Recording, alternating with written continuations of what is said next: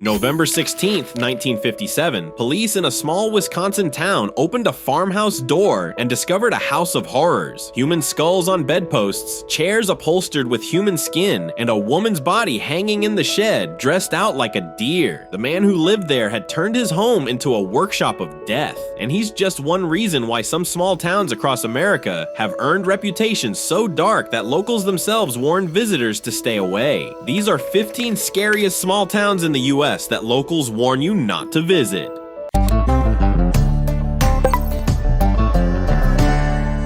August 10th, 1985, Stephen Harkins and Ruth Cooper left Tacoma for a camping trip near Mount Rainier. They never made it home. When searchers found Harkins, he'd been shot in his sleeping bag. Cooper's skull was discovered 1.5 miles away with a tube sock tied around her neck, a signature that would haunt investigators for decades. The killer struck again that December. Mike Reamer and Diana Robertson went to find a Christmas tree with their 2-year-old daughter, Crystal. Days later, the toddler was found alone outside a Kmart. When police asked where her parents were, Crystal said something that still sends chills down spines.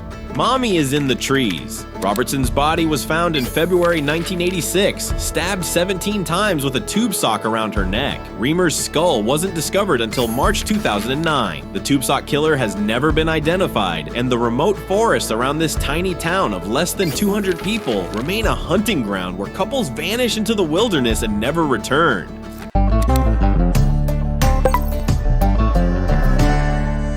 October 1st, 2015, Chris Harper Mercer walked into classroom 15 at Umpqua Community College during an intro to creative writing class. In 10 minutes, he killed Professor Lawrence Levine and 8 students, asking some about their religion before shooting them. Army veteran Chris Mintz heard the gunfire and ran toward it. He blocked a classroom door, taking 5 to 7 bullets trying to protect students inside. When the shooter hit him, Mintz yelled, "It's my kid's birthday, man!" The gunman pointed a gun at his face, then walked away. 9 people died that day in a town of less than 24,000. But here's what makes Roseburg truly disturbing: the silence that followed.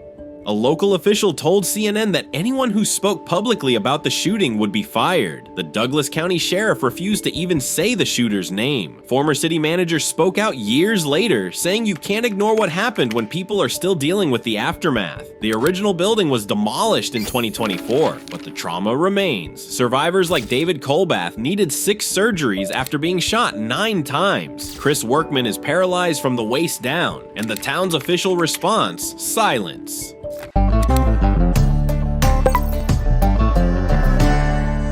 This border town of roughly 1,800 people sits directly on the smuggling corridor between Mexico and the United States. And in 2011, federal authorities discovered just how deep the corruption ran. Mayor Eddie Espinoza was arrested. Former police chief Angelo Vega was getting paid $2,000 a month by cartels to protect smuggling operations, plus another $2,500 to let them use police vehicles. Even former village trustee Blas Gutierrez pled guilty to 37 federal charges. The trafficking ring had smuggled over 200 high-powered firearms to Mexico. At least 12 of those weapons were recovered at murder scenes, where 5 people were killed in Puerto Palomas, the sister city just across the border. But Columbus has an even darker history. On March 9, 1916, Mexican revolutionary Pancho Villa led 500 raiders across the border at 4:09 a.m., burning the town and killing 18 Americans. Bodies of dead raiders were piled like firewood, doused with gasoline, and burned. 6 captured raiders were hanged by vigilantes. Today, Columbus remains a strategic location for cartels. In 2009, the mayor of Puerto Palomas was kidnapped and executed. The poverty rate sits at 37.6%, and locals know better than to ask too many questions about what crosses the border after dark.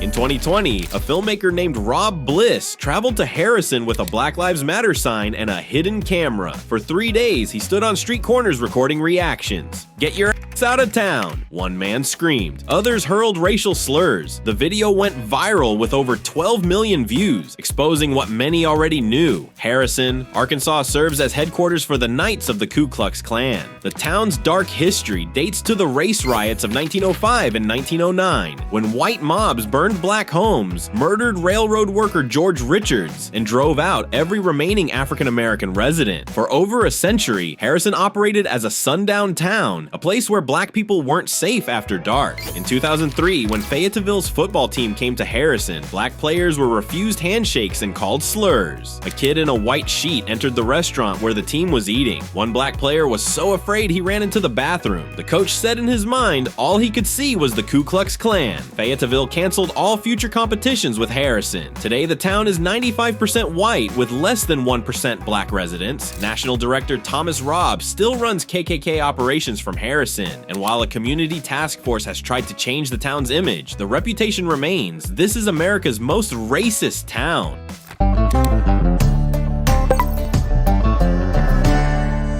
Welcome to America's most toxic ghost town. Population 0. Pitcher once held 14,000 people during the mining boom of the 1920s. The town produced over $20 billion in ore and supplied more than half the ammunition for both world wars. But the mines left behind 14,000 abandoned shafts, 70 million tons of toxic waste called chat piles reaching 200 feet high, and ground that can collapse without warning. A 1994 study found that 34% of Pitcher's children had lead poisoning, causing brain damage and developmental delays. The EPA designated it a Superfund site in 1983. Tar Creek runs orange-red from contaminated mine water that seeps up through the ground. Then came May 10, 2008. An EF4 tornado killed 6 people and destroyed 150 homes. The federal government refused rebuilding aid. Oklahoma officially disincorporated the town in 2009. Pharmacist Gary Linderman was the last man standing. He remained until his death on June 9, 2015. The final resident in a town that once held 14,000 people. Today, Pitcher is a wasteland. The air is toxic from chat dust. The water is contaminated. Sinkholes can swallow vehicles without warning. There's no electricity and no police. And yet, urban explorers still venture in, risking their lives to photograph the apocalypse. Here's the creepiest part. Suspects in the unsolved Welch, Oklahoma murders allegedly threatened victims they'd end up in a pit in Pitcher like those 2 girls, referencing missing teenagers Loria Bible and Ashley Freeman. Their bodies have never been found.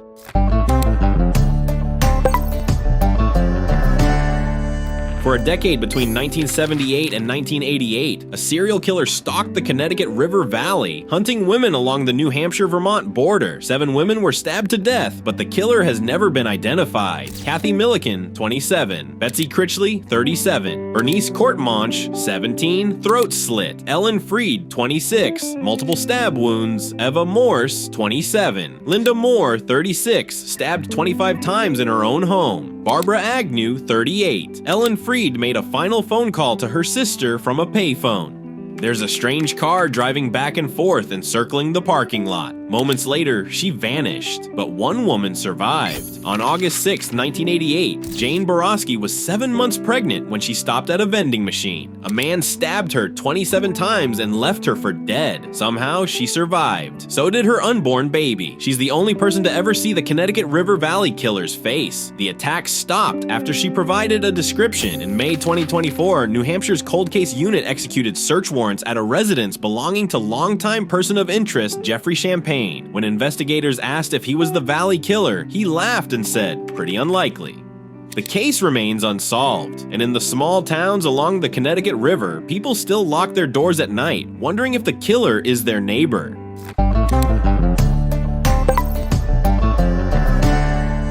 In April 2019, inside a DNA genealogy lab, 2 long-forgotten Jane Does finally get their names back. But for 33 years, they were just numbers in a file. 2 of 4 women found on a 25-acre stretch of land near Calder Road, just off Interstate 45. Their bodies were discovered between 1983 and 1991, naked, posed the same way, propped against trees, arms folded across their chests, deliberate, methodical, like someone had created a personal graveyard and kept returning to it. The DNA revealed who they were: Audrey Lee Cook, 30, and Donna Gonsalam Prudhomme. But the answers didn't bring closure. They opened something much worse, because those 4 bodies were only the beginning. Stretching along the I-45 corridor between Houston and Galveston, more than 30 bodies have been found over the decades. Teenagers, young women, runaways, mothers, dumped in ditches, fields, and wooded patches. Some Some shot, many never identified. The area earned a name locals still say quietly, the Texas Killing Fields. Investigators believe it was never just one killer. William Lewis Reese was convicted in June 2022 for 3 murders tied to the corridor. Edward Harold Bell was suspected in at least 11 killings before his death in 2019. Other suspects surfaced, then vanished. Files piled up, leads went cold. Most of the cases remain unsolved. After 16-year-old Laura Miller disappeared in 1984 and was found murdered in the fields 2 years later, her father, Tim Miller, refused to let the ground swallow the truth. He founded Texas EquiSearch, a non-profit that has helped locate over 250 bodies worldwide. In July 2022, he won a $24 million civil judgment against suspect Clyde Hedrick. Justice, partial, delayed, and incomplete. And still, the bodies keep appearing. I-45 hasn't changed. It's still crowded, still ordinary, still a straight shot to Galveston. But locals know better, because somewhere along that highway, someone learned how to kill without being caught. And the question investigators still can't answer is this: how many of them are still out there?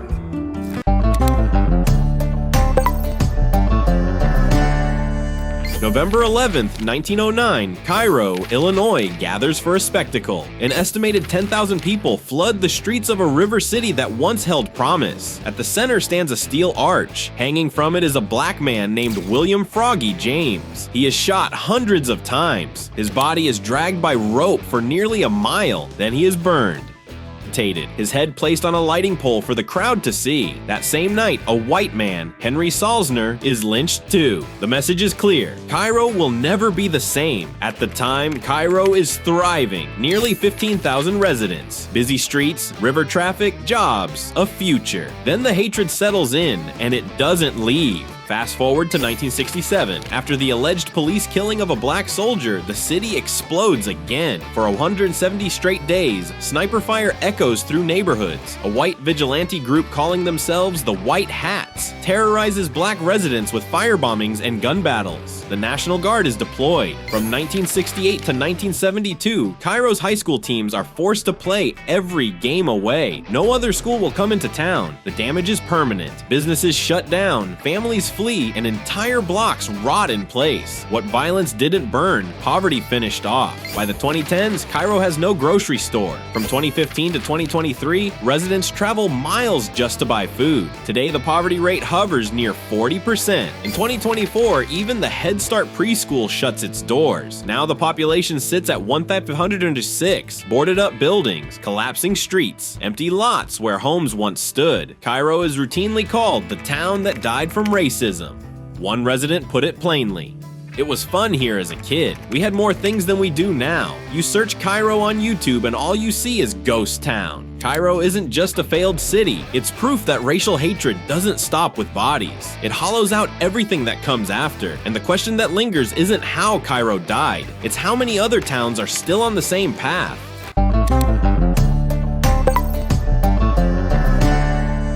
On May 27, 1962, volunteer firefighters set trash on fire in an old strip mine pit for Memorial Day cleanup. The flames reached an exposed coal seam, and 63 years later, that fire is still burning. The underground inferno covers 8 miles, reaches temperatures exceeding 350-degree Fahrenheit, and burns at depths of 300 feet. It creates sinkholes, releases toxic gases like carbon monoxide and hydrogen sulfide, and makes the ground unstable. Experts say it will burn for another 50 to 250 years. February 14, 1981, 12-year-old Todd Domboski was playing in his grandmother's backyard when the ground opened beneath him. He fell into a 4-foot-wide, 150-foot-deep sinkhole. His cousin Eric Wolfgang grabbed him by a tree root and pulled him out. The steam contained lethal levels of carbon monoxide. Todd suffered PTSD and nightmares for the rest of his life. He died of a medication overdose on February 4, 2022. Centralia once had 2,500 residents. By the 2020 census, 5 people remain. The town is now empty street grids with sidewalks leading nowhere. Smoke rises from cracks in the ground. Warning signs read underground fire, unstable ground, carbon monoxide. 4 cemeteries remain maintained, some with smoke rising around the graves. The abandoned Route 61, known as Graffiti Highway, was covered with dirt in 2020s to stop trespassers. But people still come, risking their their lives to photograph the apocalypse, and beneath their feet, the fire continues to burn.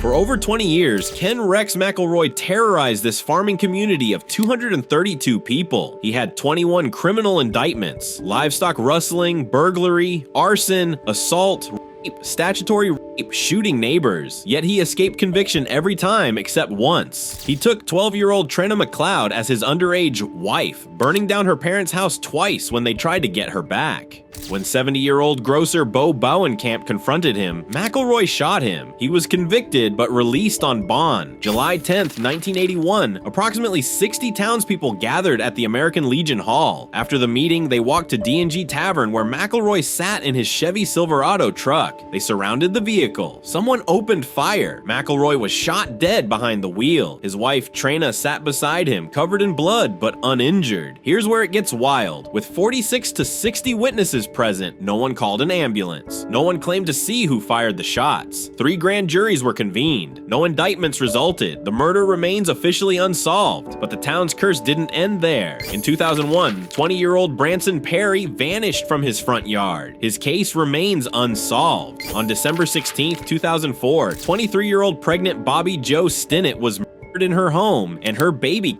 from her womb by Lisa Montgomery, who was executed by the federal government in January 2021. Skidmore proved that a town can get away with murder, but you can't escape what comes after.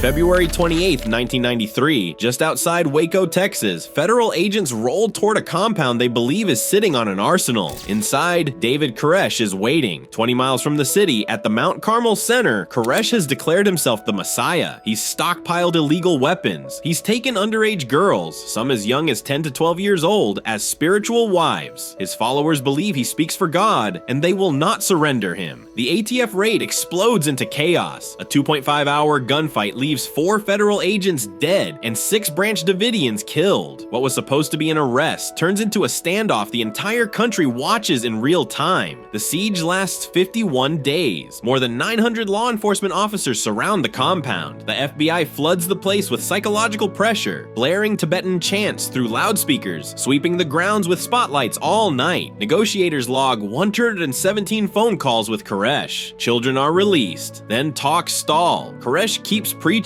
keeps delaying, keeps control. Then comes April 19th, 1993. Tear gas is pumped into the compound. It's supposed to force surrender. Instead, fire breaks out. 3 separate locations almost simultaneously. Flames race through the structure. The building collapses into an inferno. When it's over, 76 Branch Davidians are dead. Between 20 and 28 are children. 2 unborn babies are lost to miscarriages. Only 9 people escape. Koresh is found with a gunshot wound to the head. But Waco doesn't end in the ashes. The site becomes a magnet. Militias, anti-government extremists, conspiracy theorists. Timothy McVeigh visits during the siege. 2 years later, on April 19, 1995, he bombs the Oklahoma City Federal Building, choosing the date deliberately. He calls it Revenge for Waco. Today, a memorial chapel stands on the property. Alex Jones helped fund it. Every year, extremists make pilgrimages to Mount Carmel, transforming a mass death site into a rallying symbol. Waco wasn't just a cult tragedy, it became a spark, and the most dangerous part isn't what happened in 1993, it's what it inspired afterward.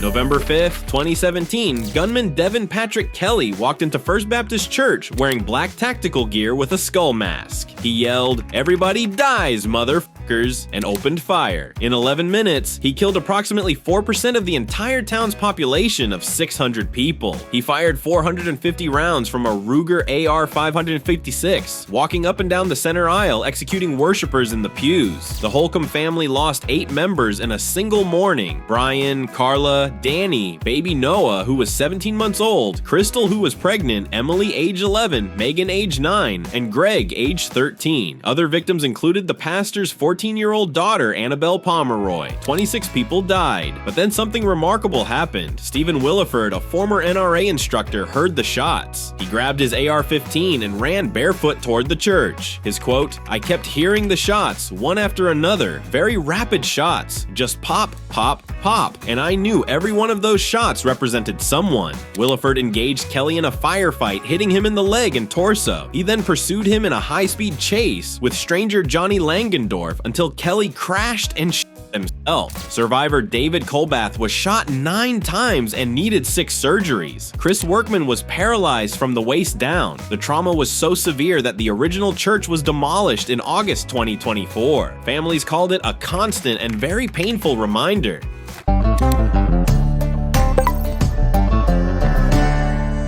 May 18, 1927, school board treasurer Andrew Kehoe spent months secretly planting dynamite and pyrotol explosives under the Bath Consolidated School. He was angry about property taxes for the new school. At 8:45 a.m., an alarm clock triggered the explosion. The north wing detonated, killing 38 aged 7 to 14 and 2 teachers instantly. One witness described a pile of children with arms, legs, and heads sticking out from under the roof, unrecognizable because they were covered with dust, plaster, and blood. 30 minutes later, as rescuers dug through rubble, Kehoe drove his dynamite-laden truck to the scene and detonated it. He killed himself, School Superintendent Emery Huyck, and 3 others. During the recovery, investigators found 500 pounds of unexploded dynamite in the school's south wing, enough to destroy the entire building. A sign wired to Kehoe's farm fence read, "Criminals are made, not born." The final death toll, 45 dead, 58 injured. Nearly a century later, this remains America's deadliest school massacre, surpassing Columbine, Virginia Tech, and Sandy Hook combined. Why isn't it more famous? The massacre shared headlines with Charles Lindbergh's transatlantic flight 2 days later, which overshadowed coverage. But Bath, Michigan will never forget the morning Andrew Kehoe murdered 38 children.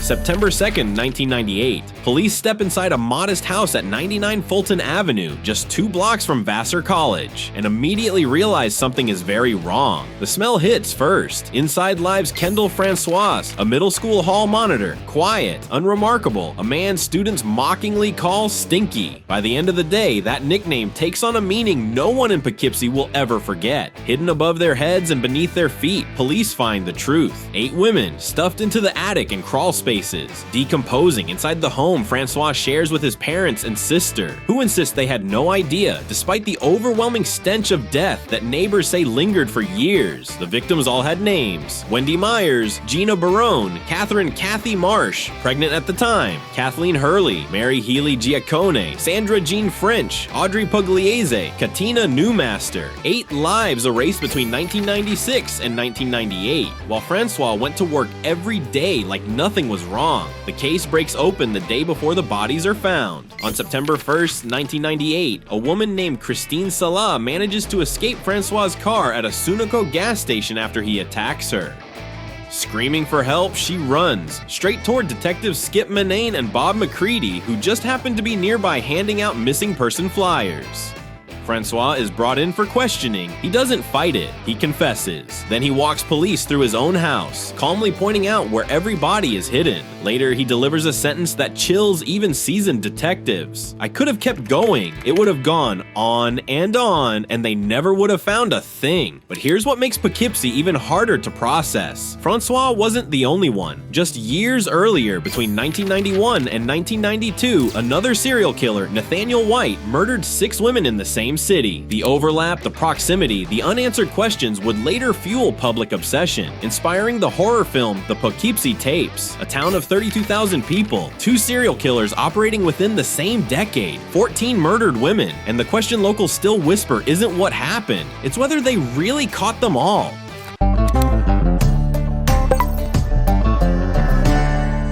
November 16th, 1957, police searched for missing hardware store owner Bernice Warden. The trail led to a farmhouse outside Plainfield, population 920. What they found inside changed American culture forever. Bernice Warden's decapitated body hung upside down in the shed, dressed out like a deer. Inside the farmhouse, investigators discovered a house of horrors beyond imagination. Human skulls on bedposts, chairs upholstered with human skin, lampshades made from human faces, a woman's suit sewn from female torsos that Ed Gein wore to pretend to be his dead mother, bowls made from skulls, a belt made of nipples. Gein confessed to murdering warden and tavern owner Mary Hogan, killed December 8, 1954. He also admitted to exhuming 9 female bodies from local cemeteries between 1947 and 1957, selecting victims who resembled his domineering mother, Augusta. His brother Henry died in a suspicious 1944 fire with unexplained bruises on his head. That case was never solved. Gein's farmhouse mysteriously burned on March 20th, 1958 before a scheduled auction. The fire chief who responded was Frank Warden, son of victim Bernice. Gein's gravestone in Plainfield Cemetery was repeatedly vandalized by souvenir seekers and stolen in June 2000. The grave site is now unmarked. Ed Gein directly inspired 3 of cinema's most iconic villains: Norman Bates in Psycho, Leatherface in Texas Chainsaw Massacre, and Buffalo Bill in Silence of the Lambs. Town officials have issued statements asking tourists to respect private property laws. Trespassing is enforced, because even now, decades later, Plainfield doesn't want to be known as the town where Ed Gein made furniture out of human beings.